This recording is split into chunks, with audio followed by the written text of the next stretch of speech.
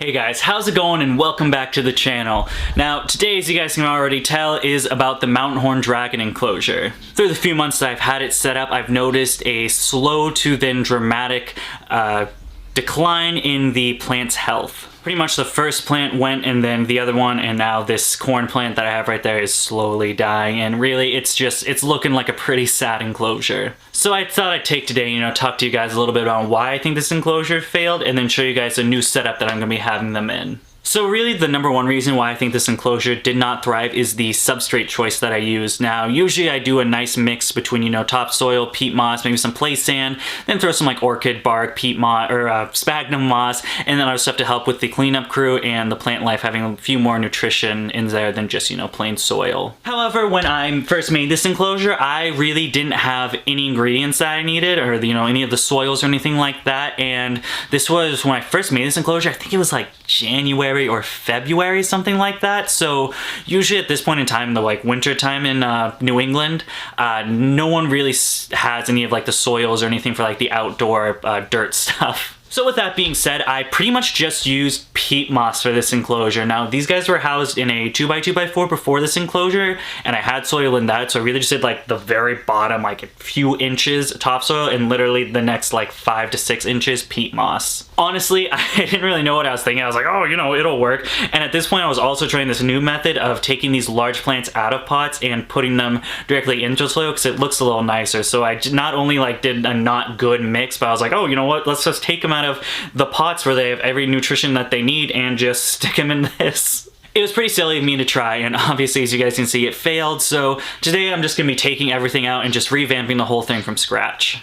Now we'll be starting with taking most of this peat moss out and then putting some fresh topsoil in, and then I'll be adding 3 new large plants which are going to be staying in the pots because I learned my lesson.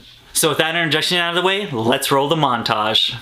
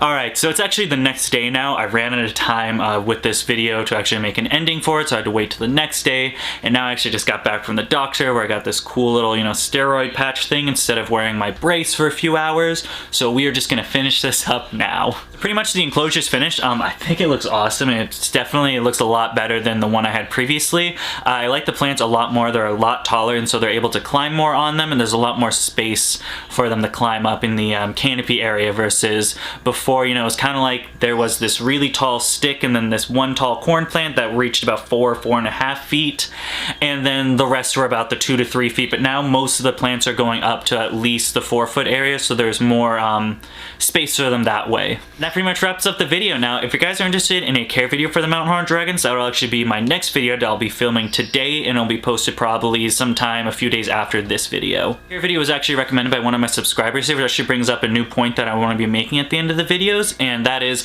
if you guys want me to make any sort of video or you have an idea for me that you want me to do, definitely leave one in the comments. I'm totally down for making any videos. So far I have one for the care one that I'll be doing today, and then I also have one for the dubia colony, which will be a bit later. I think after the care video I'll start filming about the dubias. As always, if you like the video, please feel free to give us a thumbs up. If you want to see some more of my animals or breeding projects, you can follow me on Instagram and Facebook at DBCB Exotics. And other than that, thank you for watching, and I hope you have a great day.